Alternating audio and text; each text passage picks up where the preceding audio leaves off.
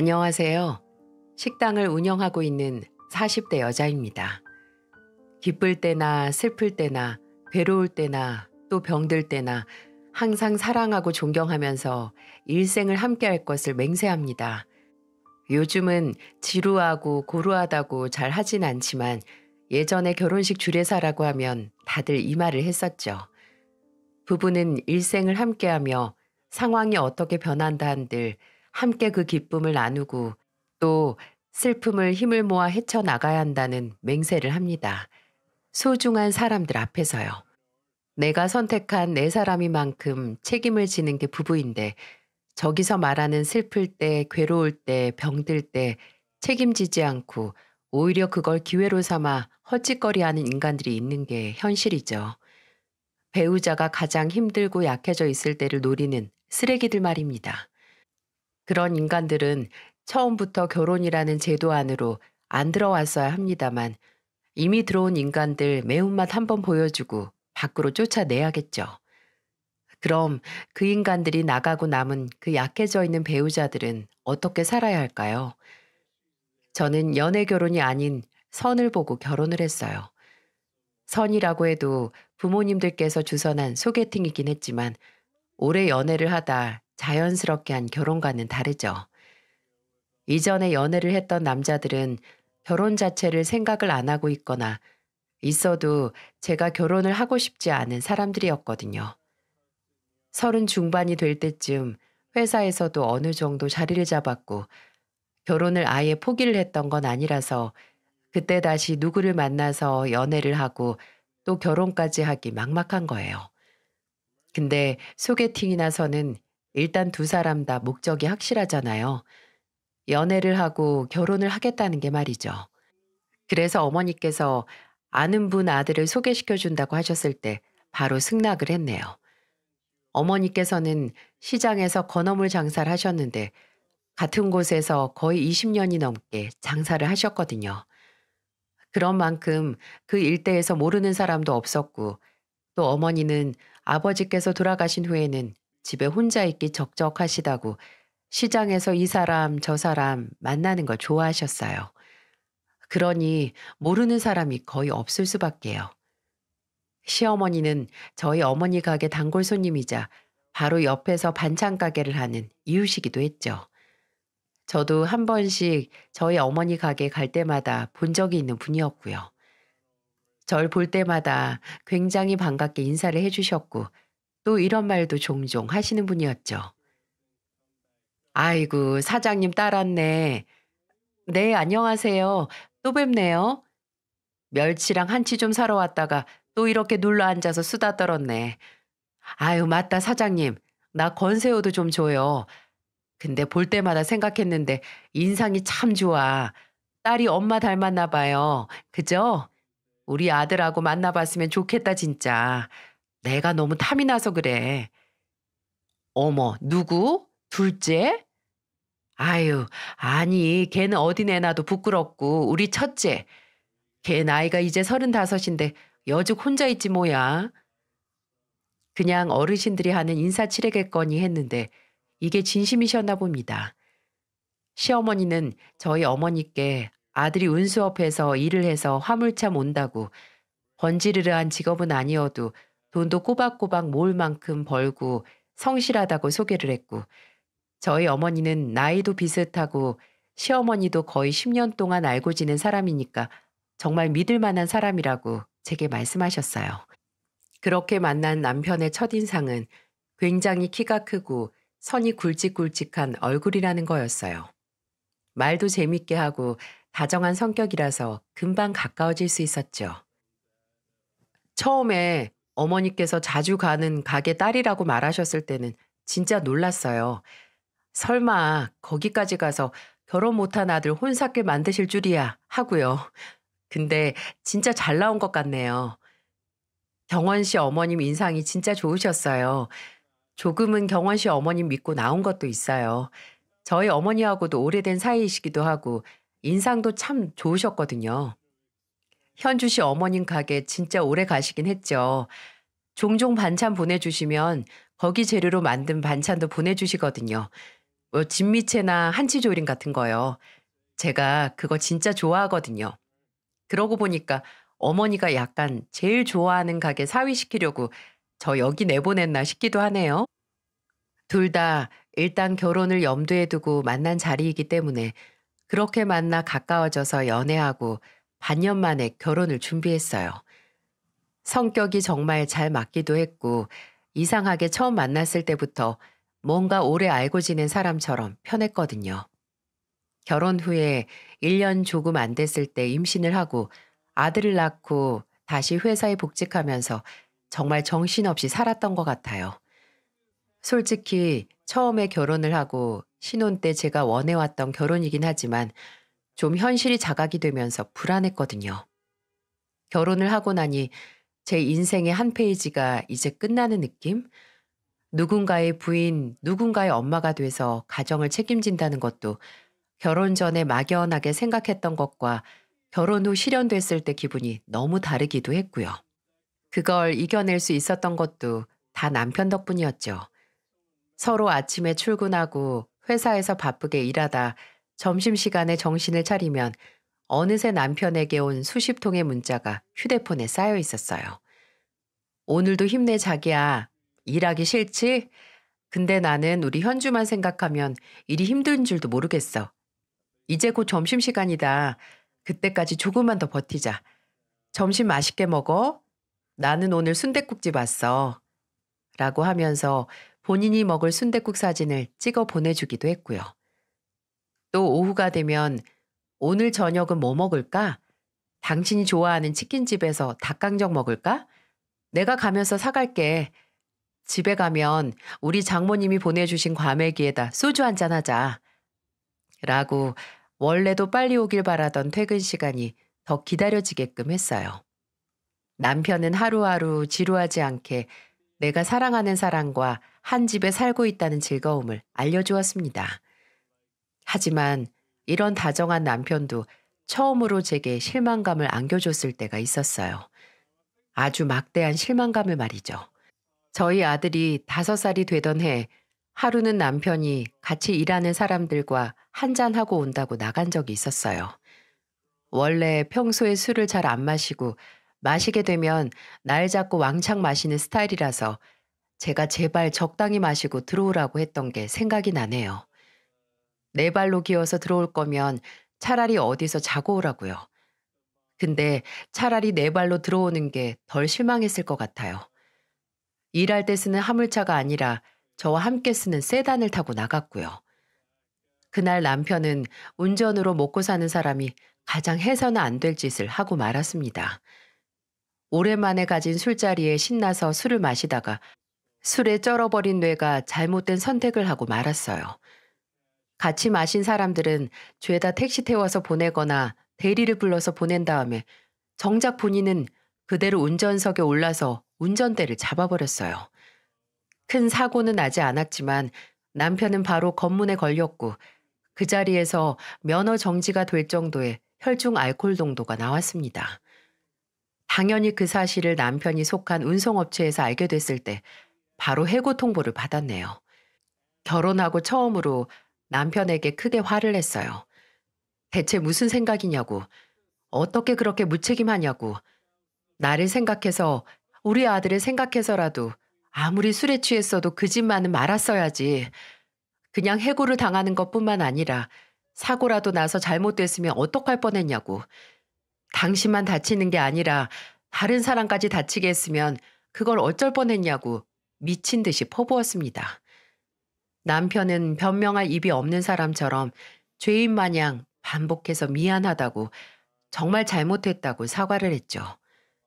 근데 이미 해고도 당하고 자괴감에 얼굴도 못 드는 사람에게 뭐라고 더 말하겠어요? 자책감에 잠도 잘 못 자는 사람을 보고 있자니 저도 속상하고 슬프고 동시에 당분간 제 외벌이로 살 생각에 한숨만 나오더라고요. 대학 갓 졸업한 젊은 사람들도 취업할 곳이 없는데 거의 40이 다 돼서 실직자가 된 남편이 갈 곳이 있었겠냐고요. 거의 평생 운전하는 일만 한 사람이 면허 정지 때문에 다시 취직 자리를 알아볼 수도 없었고요. 그래도 급한 만큼 쉬어가라고 하잖아요.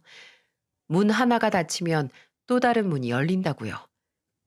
저도 초조해하지 않고 남편에게도 초조함을 느끼게 하고 싶지 않았어요.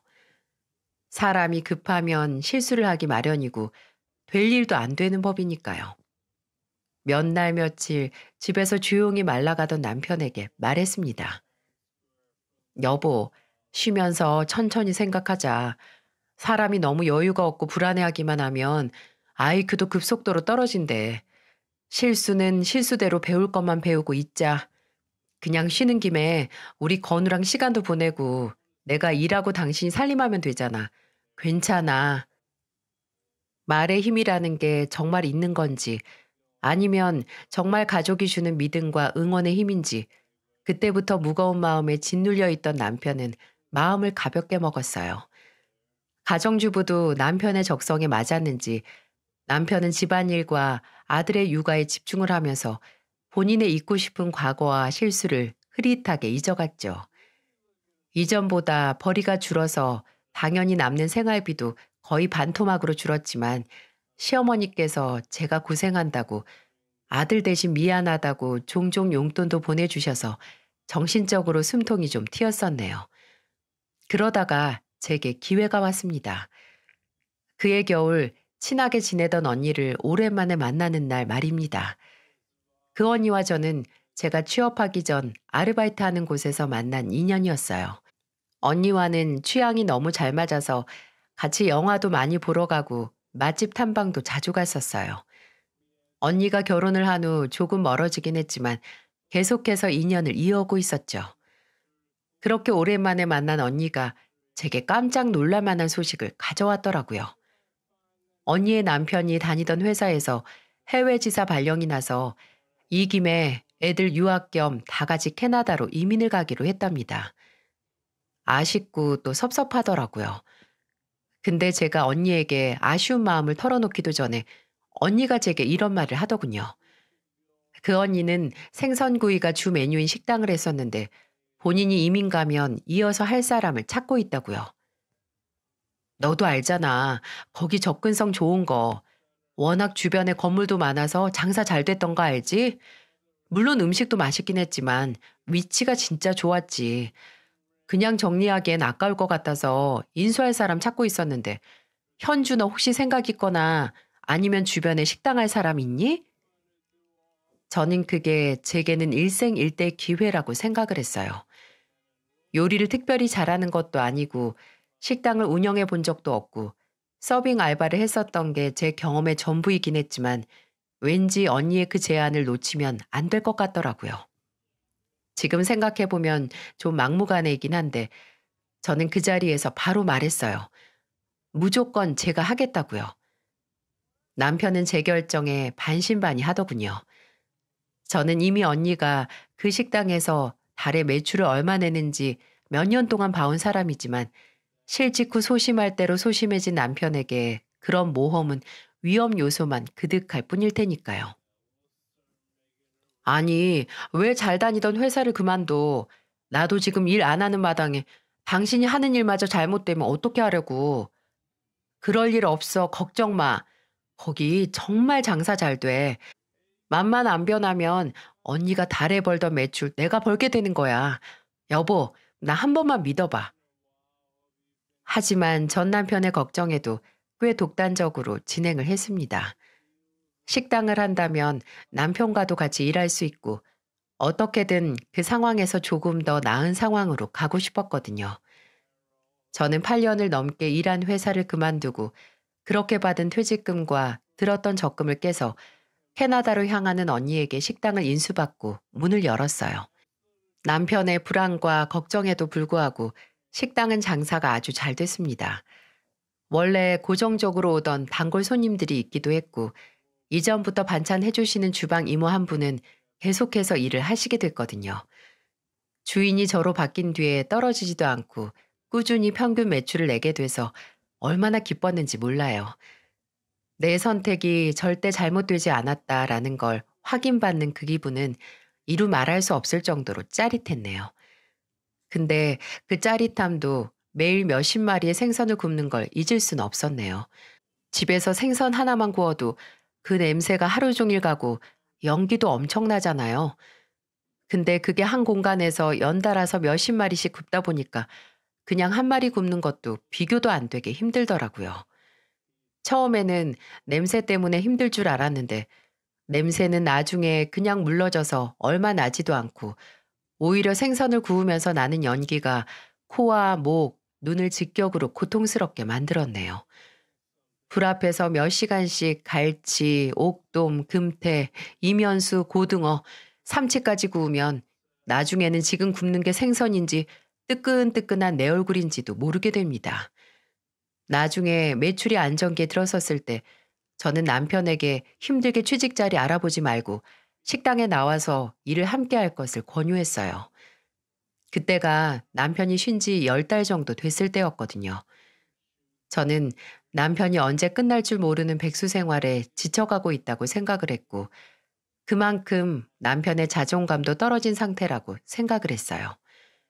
원래 자존심도 좀 센 편인데 일도 안 하고 집에만 있으니 힘들었겠죠. 저는 주로 주방에 있었고 남편은 서빙을 하거나 카운터를 봤어요. 나중에 손님들도 새로운 서빙하는 사람이 제 남편인 걸 알고 부부가 나란히 일하는 게 보기 좋다고 하시곤 했어요. 저는 남편과 함께 일을 하는 게 좋았어요.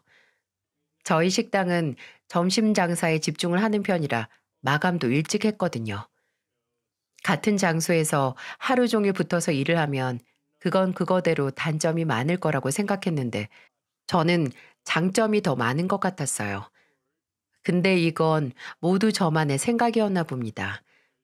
남편이 식당에서 일한 지 한 석 달 정도 지났을까요? 점심 피크 시간이 지나고 제가 나가서 카운터에서 계산을 하고 있었어요. 근데 그때 소란스러운 식당 안 소음을 뚫고 제게 들린 대화가 있었어요.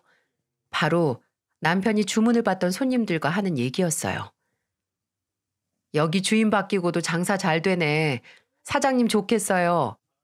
이분 사장 아니야. 사장은 저기 여자분 보이죠? 여기는 사장님 남편이고. 아, 그렇구나. 아유, 좋으시겠어요. 아내가 이렇게 잘 되는 식당 사장이고. 맞아. 원래 식당 하나가 잘 되면 가족들 다 그 식당에서 일하잖아. 정확히 말하면 대화는 아니었네요. 남편이 일방적으로 들은 말이니까요. 저는 그 대화의 내용보다 그 대화를 듣던 남편의 뒷모습이 어딘지 묘하게 기시감이 들더라고요. 남편이 막 실직한 뒤 집에서 보던 그 뒷모습 같았죠. 그런 모습을 본 후로 날이 갈수록 낮게 가라앉는 남편의 표정이 제 눈에 들어오기 시작했네요. 왜 새롭게 일도 시작했고 또 그 전에 하던 일보다 덜 힘들고 또 저와 함께하는 일인데 막 실직했던 대로 돌아가는 것 같은지 모를 일이었어요. 그리고 아니나 다를까 얼마 후 남편이 제게 넌지시 말을 꺼내더군요. 나도 당신처럼 가게 하나 차려서 뭐라도 할까? 가게를 따로? 아니 왜? 지금 하는 일이 마음에 안 들어? 아니 마음에 안 드는 건 아니고 나도 내일 찾아서 해야 하는 거 아닌가 싶어서. 당신 혹시 저번에 식당에서 들었던 말 때문에 그래? 사장님 남편이니 뭐 그런 거 말이야. 남편은 딱히 부정하지 않았어요. 하지만 나이 40 다 돼서 아내가 시작한 일에 무임승차하는 게 달갑지 않다고 본인도 본인만의 일을 찾아 일하고 싶다고 제게 털어놓더군요. 저는 반대했습니다. 지금 식당에서 매출이 안 나오는 것도 아니고 충분히 안정적인데 뭐하러 에너지 낭비해가면서 위험 감수를 하냐고 말이죠. 근데 어딘지 듣던 소리 같지 않나요? 제가 식당을 인수한다고 했을 때 남편과 나눈 그 대화와 닮아 있었어요. 그때는 입장이 정반대였지만은요. 사람과 노동은 뗄래야 뗄 수 없는 관계잖아요. 그냥 돈을 버는 수단뿐만이 아니라 자아와 정체성을 실현하는 방법이기도 하니까요. 그래서 더 일을 하는 게 중요하고요. 저는 남편이 원치 않는 일을 저 때문에 시작해서 평생 고통받는 걸 원하지 않았어요. 그렇게 며칠 고민을 하다 남편에게 그럼 무슨 일이 하고 싶은지 물었죠. 치킨집 어떨까? 잘 나가는 프랜차이즈로. 사실 그때 당신하고 대화하고 나서 몇 군데 찾아봤었어. 남편은 미리 찾아둔 프랜차이즈 매장 목록을 제게 보여주고 각 특성에 대해 설명하기 시작했어요. 원체 성실하고 꼼꼼한 성격이라서 원하는 일에 그 성격이 적용되니 다시 빛을 발하는 것 같기도 했죠. 그렇게 남편과 상의 끝에 가맹 매장을 낼 브랜드를 알아보고 남편 앞으로 가맹비를 위해 대출도 받았어요. 근데 그게 좀 모자라서 제 앞으로까지 대출을 받아야 하나 싶었죠. 시댁에서는 도움을 주고 싶어도 이미 사고치고 합의금 부모님께 구걸하기가 특기인 남편의 동생 덕분에 뭘 바랄 수도 없었습니다. 그때 저희 친정어머니께서 도움을 주셨어요. 괜히 다른 곳에서 대출받고 이자 내지 말고 어머니께 받으라고요. 어머니께서는 저희에게 3천만 원을 빌려주셨고 그렇게 남편은 원하던 가게를 열 수 있었네요. 어머니께서는 그래도 이제 정신 차리고 하고 싶은 게 생겨서 다행이라고 그래도 내 딸이랑 사는 사위 새 출발을 돕기 위해 기꺼이 그 큰 돈을 내어주셨고 남편도 어머니의 도움에 감사를 표했습니다. 절대 그냥 받을 수 없다고 달에 일정 금액을 갚겠다고 했어요. 어머니께서는 나중에 돈 벌면 그때 갚으라고 하셨지만 남편은 그럴 수 없다고 달에 틈틈이 갚고 꼭 5년 이내 상환하겠다고 큰 소리를 치더군요. 하고 싶었던 일을 할 수 있게 돼서 그런지 남편은 참 열심히도 일했어요. 처음부터 직원이나 알바 두고 일하면 안 된다고 하면서 자처에서 혼자서 닭 튀기고 홀 서빙하고 배달 응대하고 참 고생했어요. 나중에 조금 매출이 나오고 안정기에 들어서자 직원 한 명 두고 일했고요. 밤에 퇴근해서 집에서 만나면 기름에 닭 튀기는 사람이 닭은 안 튀기고 본인이 기름에 들어갔다 나온 사람처럼 기름과 함께 피로에 쩔어 있었죠. 그렇게 또 6년 동안 저는 생선을 굽고 남편은 닭을 튀기면서 정신없이 바쁘게 살았어요. 그동안 남편은 어머니께 받은 3천만 원을 다 갚았고 또 저와 남편은 목표로 했던 자가 마련을 앞두고 있었어요. 대출을 껴서 매매를 해야 하긴 했지만 그래도 그 당시 살던 전셋집에서 자가인 집까지 고지가 얼마 안 남은 것 같았죠. 종종 시간을 내서 집을 보러 다니기도 했어요. 그렇게 꿈에 부풀어서 살고 있었는데 제게 악몽 같은 일이 생겼네요. 시작은 가볍디 가벼운 기침에서 시작을 한 것 같아요. 가끔씩 퇴근을 하고 나서도 생선을 구우면서 나는 연기가 몸에 배었는지 기침이 곧잘 났거든요. 주방에 오래 있다 보면 목이 칼칼하기도 하니까 그 여파가 집에 오면 나타난다고 생각을 했어요. 그래서 그것도 그냥 습관적인 기침이라고 하고 넘겨버렸죠. 종종 아들과 함께 산책을 하거나 시장을 한 바퀴 돌면서 장을 보고 나서 이상하게 숨이 차곤 했습니다. 가슴에 통증이 느껴지기도 하고요. 근데 원래 35살 이후 체력이 급격하게 나빠진다고 하잖아요. 저는 그게 마흔에 늦게 왔다고 생각을 했어요. 사람이 계속해서 몸이 내게 신호를 보내도 이런저런 변명을 하면서 미루는 걸 그때 이해하게 됐네요. 나 없으면 식당 어떻게 해? 가서 건우 숙제 봐줘야 하는데 하고 온갖 핑계로 확인하고 싶지 않은 진실을 마주할 때를 미루곤 합니다. 제가 이건 그냥 감기나 몸살, 체력 감소가 아닌 것 같다라고 생각했던 건 바로 한 달에 몸무게가 6kg나 빠져 있는 걸 확인했을 때였어요. 하루는 남편이 가만히 있는 저를 보더니 여보, 요즘 살 빠졌어? 옛날에 결혼 전 얼굴이 보이는 것 같은데? 라고 말하는 겁니다. 제가 원래 고정적인 몸무게가 키 166에 58kg였거든요. 어머니를 닮아서 키도 크고 뼈도 좀 통뼈라 살이 빠져서 티가 안 나는 편인데 옛날에는 그렇게 빠지라고 죽어라 다이어트를 해도 한 달에 5kg 빠질까 말까였는데 아무것도 안 하고 먹을 거 다 먹었는데도 6kg가 훅 빠진 걸 확인하고 놀라서 병원에 가게 됐죠. 근데 이렇게 무시하고 싶었던 몸의 신호가 모두 전조 증상이었어요. 저는 폐암 진단을 받았어요. 원인은 알 수 없었어요. 저는 가족력도 없었고 흡연도 안 했고 가까운 사람 중에 흡연인도 없었어요. 고작해야 시아버지 정도? 또 식당에서 보내는 시간이 많아 피곤하긴 했어도 스트레스를 많이 받는 편도 아니었고요. 대체 내게 왜 이런 일이 생겼을까 원인을 생각하니 제 머릿속에 생선이 하나 피어오르더라고요. 설마 몇 년 동안 주방에서 생선을 주구장창 구워서 이 꼴이 났나 하는 생각에 처음으로 식당 인수를 후회했네요. 정말 별의별 생각이 다 들었어요. 남편도 저만큼 충격을 받았고 어머니는 우셨어요. 시어머니, 시아버지도 처음 제 병에 대해 듣고 한참을 굳어 계시더니 이내 괜찮다고 수술하고 치료 잘 받으면 괜찮아질 거라고 위로하셨네요. 어쩔 수 없이 저는 잠시 식당 문을 닫았어요. 처음에는 저희 어머니와 시어머니가 번갈아 가면서 식당에 나와 일해 주셨지만 나중에 수술을 하고 나서는 아예 무기한 휴업을 할 수밖에 없었네요. 아들은 제가 수술받고 며칠은 학교에 안 가겠다고 같이 있겠다고 떼를 썼고 그나마 제가 퇴원을 하고 집에 왔을 때 떼를 덜 쓰더라고요. 아들도 나름대로 제가 걱정돼서 곁을 떠나지 못했던 거겠죠. 남편은 제가 식당 문을 닫고 쉬는 만큼 본인이 더 일을 열심히 해야겠다며 인건비를 줄이겠다고 다시 혼자 일을 하기 시작했어요. 제가 집에 있는 시간 동안 종종 시어머니는 아들을 데리고 가서 저 혼자 쉬게 해주셨고 어머니께서는 제가 몸이 금방 지쳐서 완벽하게 하지 못하는 집안일을 대신 해주시기 위해 오셨어요.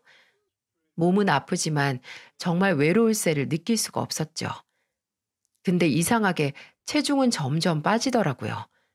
약 부작용 때문이었죠. 50kg, 48kg, 45kg, 나중에는 42kg까지 빠져서 평생 제 갈비뼈를 그렇게 선명하게 본 적이 없었답니다. 하루는 제가 옷을 갈아입는 걸 남편이 보고 깜짝 놀라더라고요. 해도 너무 살이 빠졌다고 말이죠. 그때 남편이 흠칫하고 놀라는 게 왜 그렇게 머릿속을 맴도는 건지 괜히 그 후로는 남편이 제 몸을 잘 안 보고 또 피하는 것 같기도 해서 괜히 주눅이 들더군요. 남편은 예전처럼 내게 다정하고 아니 그전보다 더 저를 챙기는데도 말이죠. 근데 하루는 아침에 일어났는데 남편이 닭집 오픈 시간인데 안 나가고 집에 있는 겁니다. 어라? 왜 안 나갔어? 어? 아유, 괜찮아. 직원이 오픈하고 있어. 직원? 언제 뽑았어? 저번 주에 뽑았어. 당신 병원도 자주 따라가고 해야 할 것 같아서. 근데 그렇게 말하고 2달 정도 지났을까요? 저는 병원에 늘 혼자 갔습니다.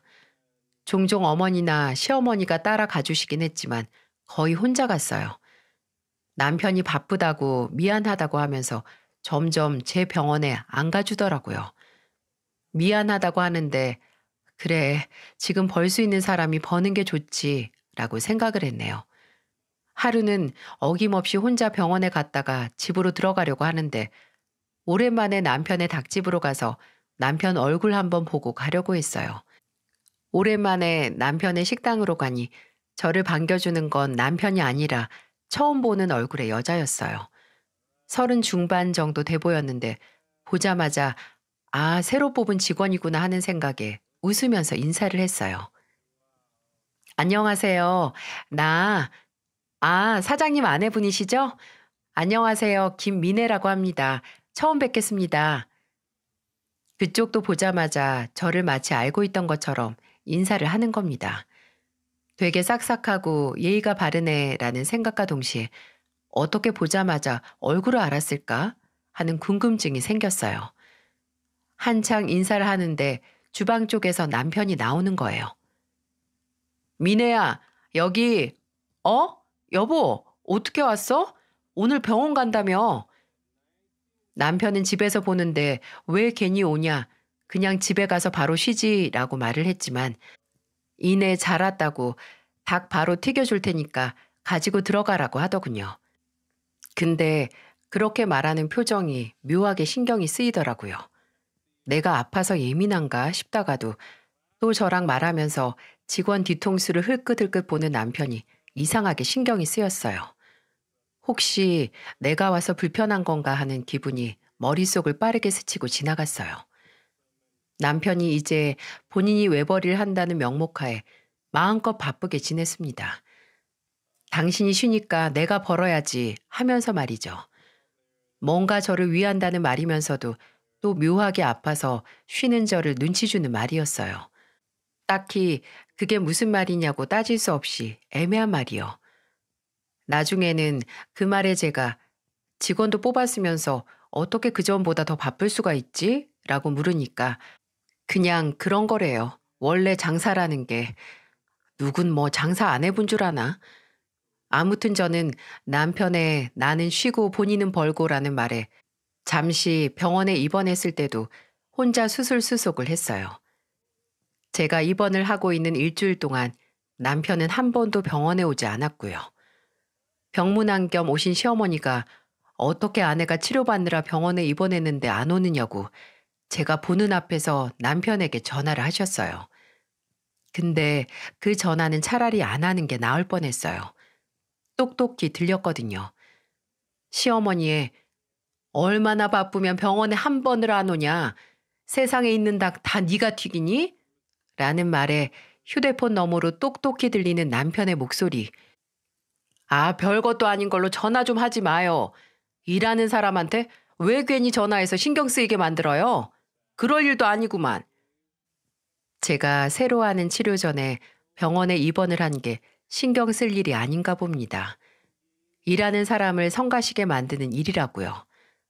퇴원하고 집에 갔을 때 저를 보고 되게 반가운 척하면서 걱정했다고 괜찮냐고 하길래 말했어요. 괜히 신경 쓰이니까 알려고 하지 마.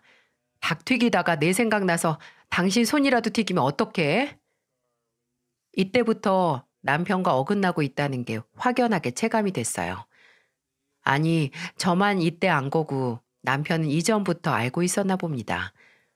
하루는 아들 학원비 문제로 생활비 통장을 확인했는데 참나, 남편이 제가 수술하고 나서부터 몇 달을 생활비를 통장에 안 넣고 있더라고요. 아니, 그렇게 바쁘다 일한다 하던 사람이 갑자기 매출이 떨어져서 돈을 안 보냈을 리는 없고 제가 수술 받기 전 미리 돈과 남은 보험금을 넣어둔 돈에서 몇 달간 그 돈이 나갔던 거였네요. 그걸 확인한 날 남편이 퇴근하고 나서 물어보니까 남편은 도리어 본인이 기분이 나쁘다는 양 말하더군요. 아니, 내가 돈을 좀 못 넣을 수도 있지. 당신 혼자서 돈 버는 사람한테 보자마자 돈 얘기하고 싶어? 이제는 이 대화를 핑계 삼아 집에 안 들어오기도 했습니다. 연락도 안 돼서 제가 매장에 가보면 휴업인 날도 아닌데 주인의 사정으로 임시 휴업합니다. 라는 푯말을 문밖에 떡하니 붙여두고 식당 불은 꺼져 있었고요. 대체 왜 이럴까? 왜 아픈 사람 마음을 이렇게 힘들게 할까 하다가도 동시에 나한테도 말 못할 힘든 일이 있나 하는 생각에 머리만 복잡해졌죠. 그래서 더 어머니께 기댔나 봐요. 일주일에 한 번씩 제 상태를 확인하기 위해 찾아오시는 어머니께 하루만 더 자고 가라. 다음 주에는 언제 오냐고 묻기 시작했어요. 그날도 어머니께서 토요일에 오셔서 제가 졸라서 하루 주무시고 가시는 날이었어요. 어머니께서는 남편의 행방을 물었지만 그냥 친구네 집에 가서 자고 온다고 둘러댔어요. 그나마 어머니랑 있으면 마음도 편하고 몸도 편해서 제 아픈 몸뚱이 잠시 잊고 또 남편과의 틀어진 관계에서도 벗어나 조금 숨통이 트였습니다. 어머니도 평일에는 장사하시고 주말에는 아픈 딸 보러 오시느라 피곤하셨는지 낮잠을 주무시더라고요. 저는 어머니가 주무시는 안방문을 닫고 나서 친구들과 구청 체육관에 가서 수영하고 온다는 아들을 배웅하고 거실에서 차나 한 잔 마시기 위해 물을 끓였습니다. 찬장에서 컵을 꺼낼 때 도어락 눌리는 소리가 나더군요. 건우니? 너 뭐 또 놓고 가서, 어? 나간 아들이 뭐를 놓고 가서 도로 들어오나 싶어서 현관문으로 나갔는데 그곳에는 아들이 아닌 남편이 들어오고 있더군요. 근데 남편이 현관문을 들어오고 나서도 문은 닫히지 않았어요. 어디 있다가 지금 와? 어디서 잤어? 뭐해? 괜찮으니까 들어와. 남편은 제 말에는 대답도 안 하고 닫히지 않는 현관문을 향해 말을 했고, 이내 남편의 뒤에서 낯익은 사람이 나타나 제 집으로 들어오고 있었어요. 그리고 그 사람은 바로 남편의 닭집에서 일하는 그 여자였어요.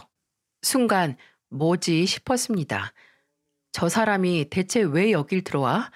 그리고 저 인간 표정은 또 왜 저래? 하는 생각에 내 집에 예고도 안 하고 들어온 불청객을 보고 바로 무슨 말을 할 수도 없었어요. 저는 마른 침을 삼키고 입을 열었죠. 뭐야? 왜 같이? 미넷이라고 했나? 왜 여길? 올만 하니까 왔지. 미네야 들어가. 너 뭐 죄진 것도 아닌데. 죄진 것 같은 사람이랑 왜 같이 들어오냐고 당신. 심지어 외박하다가. 나 당신한테 할 말이 있어서 들어온 거야. 그리고 외박하는 동안 난 미네랑 있었어. 뭐? 지금 뭐라고 했어? 뭐라고 당당하게 짓거리는 거야? 우리 이혼하자. 나 이제 미네랑 다시 시작하고 싶어. 더 이상은 아픈 사람 옆에 있기 싫어. 부글부글 끓는 소리가 났습니다. 제 속에서 화가 끓는 게 아니고 주방에서 물이 끓는 소리였어요. 저는 멍하게 있다 천천히 뒤돌아서 주방으로 갔어요. 그리고 펄펄 끓는 주전자 불을 끄고 이제 펄펄 끓는 제 속을 달랠 차례였기에 뜨거운 숨을 내뱉으며 말했습니다. 진짜 미쳤구나. 아픈 사람 곁에 있기 싫어? 왜? 내가 암에 걸린 게 당신까지 아프게 했니? 그래, 아픈 사람 옆에 있으면 지치지. 그래, 근데 당신이 나만큼 지치고 힘들어? 그리고 뭐 새로 시작한다고? 헛소리 하지 마. 이미 아픈 안에 냅두고 바람 피워놓고 무슨 새로 시작한대? 이미 시작해놓고. 그래, 이미 시작하고도 남았으니까 당신이랑 그만한다고. 한쪽은 그만둔다고. 더 이상 서로 힘들게 하지 말자. 너 더 아프기 전에, 아니 혹시 잘못되기 전에 정리하자고. 혹시 건우나 당신 아픈 걸로 붙잡을 생각하지 마. 미네 임신했어. 내 애야. 서로 힘들게 해? 내가 당신 그 대단한 닭 튀길 때 뭐 해달라고 했니? 내가 옆에서 간병을 하라고 했어. 돈을 더 벌어서 수술비에 보태라고 했어. 간병은 당신 어머니나 우리 어머니가 했지. 내 병원비도 보험회사가 줬지. 뭐가 그렇게 힘든데. 당신은 그냥 욕망에 노예된 거 합리화하려고 나 아픈 거 탓하지 마. 나 아픈 거 당신한테 미안하거나 실수하게 만든 일 아니니까. 진짜 당신이 어떻게 나한테 그래? 부들부들 떨리는 목소리를 최대한 볼륨을 높여서 질렀습니다. 그리고 있는 힘껏 남편의 얼굴을 주먹을 휘둘러 쳤어요. 그래도 목에서는 바람 빠지는 소리가 쌕쌕 났고 남편의 고개는 가볍게 돌아갈 정도였죠. 남편 코에서 코피라도 터졌으면 했지만 그래도 소리는 자고 있던 저희 어머니를 깨우기에는 충분했나 봐요. 안방에서 쿵쿵 하는 발소리가 나더니 이내 안방문이 열리고 어머니가 나오셨어요. 어머니가 계셨던 걸 예상 못했던 건지 남편과 그 여직원은 깜짝 놀란 것처럼 보였네요. 어머니는 당황한 표정으로 나와서 거실을 한번 쭉 둘러보셨어요. 어떻게든 상황 파악을 하려는 것처럼요. 뭐야? 현주야, 너 왜 소리를 질렀어? 그리고 이 서방은 지금 들어온 거야? 근데 옆에 있는 그 아가씨 누군데? 아니다. 현주야, 너 소리는 왜 질렀니? 대체 무슨 일이야? 저 인간이 지금 저기 옆에 있는 아가씨하고 새로 살림 차린대요. 아, 그리고 저 아가씨는 임신까지 했다네. 축하해요. 불륜남 애도 배고. 내가 아파서 그런데요. 내가 아파서 옆에 있기 싫어서 죽기 전에 정리하자네요. 기운 빠져서 빈정거리는 제 목소리에 어머니는 한순간 사고회로가 정지된 사람처럼 몸도 꿈쩍 안 하고 서 계셨어요. 남편이 제 말에 너 말하는 거 진짜?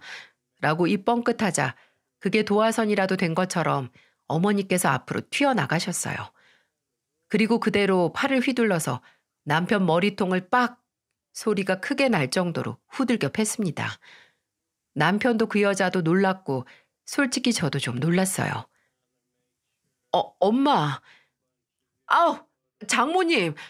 잠시만요. 제 말 좀 들어주세요. 저도 사정이 있어서. 있기는 뭐가 있어, 이 거지 같은 새끼야. 네가 뭔데 내 딸을? 니까짓 게 뭔데? 나중에는 협탁에 있는 잡지를 들어서 주저앉은 남편 등을 내리찍으셨어요. 어머니께서는 진짜 힘이 좋으세요. 기억나시나요? 제가 어머니를 닮아서 키도 크고 통뼈라고. 어머니는 저보다도 뼈가 두껍기도 하고 아무튼 파워가 남다르세요. 그런 어머니가 진심으로 정말 패 죽이겠다는 일념을 가지고 남편을 후드려 치는 모습. 정말 장관이었네요. 나중에는 옆에 있던 여자가 어머니를 말리는데 어머니께서 그런 여자를 보고 머리채를 잡아서 똑같이 남편 옆에 주저앉히셨네요. 이 더러운 것들이, 이 찢어 죽일 것들. 내 딸이 아프다고 바람 피우고 헤어지자고 해? 네가 그러고도 사람이야? 네가 사람이야? 머저리 같은 게 무책임하게 사고 쳐도 내버려두고 알량한 자존심 하나로 새 시작한다고 했을 때도 내가 무슨 마음으로 도와줬는데. 그리고 너는 부모 보기 부끄럽지도 않니? 뭐가 좋아서 애 딸린 유부남, 그것도 아픈 아내 버리고 좋다고 너 만나는 새끼랑 살림을 차린대? 나중에 너한테는 안 그럴 것 같냐? 너만 특별할 것 같아? 이 미친 것들. 한동안 남편과 그 여자를 매타작하던 어머니께서 힘이 빠지셨는지 한숨 돌리시고 제게 안방에서 어머니 휴대폰을 가져오라고 시키셨어요. 그리고 제가 건넨 휴대폰으로 어딘가에 전화를 하셨어요. 여보세요? 지금 좀 애들 집으로 와야겠어요. 와서 사부인 첫째 아들이 저지른 짓 좀 보고 말 좀 하자고. 당장 와요. 내가 첫째 아들 때려 죽이기 전에 만나고 싶으면 지금 당장 오라고. 남편과 그 여자는 집에서 못 나가게 독이 바짝 오른 어머니께 붙들려 있고, 그리고 한 30분 후에 시어머니께서 오셨어요. 아마 놀라셨을 거예요. 시어머니는 말도 제대로 하지 못하고 대체 무슨 일이냐고 앵무새처럼 대묻기만 하셨죠. 당신네 아들이 지금 우리 딸 아프다고 인연이랑 바람나고 죽기 전에 이혼하자고 했어요. 이게 말이나 돼? 내가 진짜 사부인, 아니 황 여사 자네를 좋게 생각한 거 알지? 지금까지 만나온 정 그거 하나만 믿고 내 자식을 며느리로 소개시켜 준 거고. 근데 이게 뭐야? 이게 뭐냐고. 내가 못 산다고, 억울하고 분통해서 못 산다고 나중에는 아예 소파에 털썩 앉아 우는 어머니를 보면서 나 정말 불효하는구나 하는 생각에 저까지 덩달아 눈물이 나더라고요. 그리고 시어머니는 그런 어머니를 보고 이제 상황 파악이 끝나셨는지 냅다 달려가서 주저앉은 남편의 뺨을 사정없이 후드려 치셨어요. 짝! 짝! 마치 찢어지는 듯한 소리가 나면서 중간중간 시어머니의 울분에 찬 목소리가 들렸어요. 이 망할 놈, 이 몹쓸 놈, 네가 감히 뭐라고? 바람이나? 아픈 현주를 냅두고 어디서 온 건지도 모를 저딴 년이랑 정분이 나서 이혼을 해? 네가 제정신이야? 이딴 식으로 부모 얼굴에 먹칠을 해? 남편은 이제 그 손을 막을 힘도 없는지 계속해서 때리는 시어머니의 손바닥을 막고 있었어요. 시어머니는 남편은 다 때렸다고 생각을 했는지 옆에서 고개도 못 드는 그 여자의 턱을 부여잡고 마구 흔들면서 말하셨죠. 내가 이딴 걸 며느리라고 인정이나 할 것 같아? 나한테 며느리는 현주뿐이고 그 다음은 없어. 그 다음을 만들고 싶으면 내 얼굴 볼 생각도 하지 마. 이번 생에 네 애미랑 연은 끝났으니까 현주한테 당장 무릎 꿇고 빌어. 빌어 이것들아. 남편과 그 여자는 어찌나 세기의 사랑을 하는 건지 끝까지 용서를 구하지 않더군요. 남편은 계속해서 시어머니께 미네도 임신했어요. 미네도 태어날 어머니 손주 엄마라고요. 라고 말했고 시어머니는 그런 남편 가슴팍을 퍽퍽 두 손으로 치면서 이런 년한테 나오는 손주 필요 없어. 태어나면 둘이 내가 모르는 곳 가서 알아서 키워. 라고 말하시고는 저와 어머니 앞으로 와서 대신 용서를 구하셨어요. 정말 미안하다고, 이런 자식을 키운 내 탓이라고.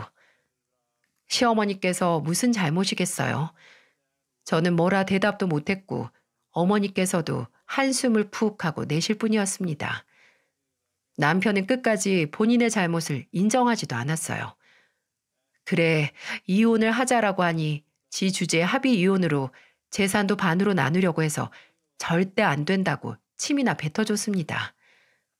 그렇게 저는 이혼 소송을 시작했고 남편에게는 위자료를, 그리고 그 여자에게는 상간녀 소송을 했어요.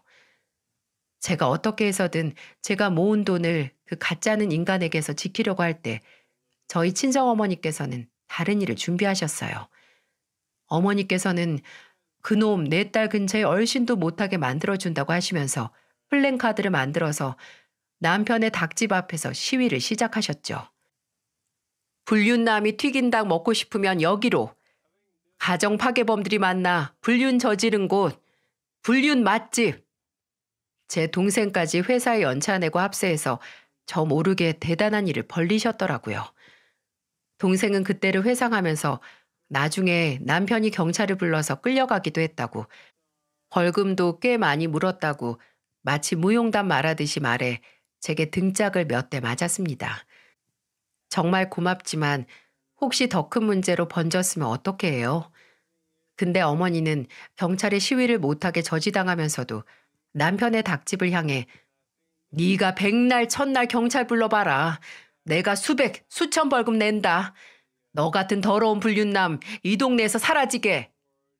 라고 외치셨다고 합니다. 진짜 아무리 제가 피해자라고 한들 불효를 하고 있다는 생각을 지우지 못하겠더라고요. 근데 어머니께서는 후회하지 않으신대요. 내 딸 내가 지키고 내 딸 억울한 거 내가 풀어주지 누가 풀어주냐고 하시면서요.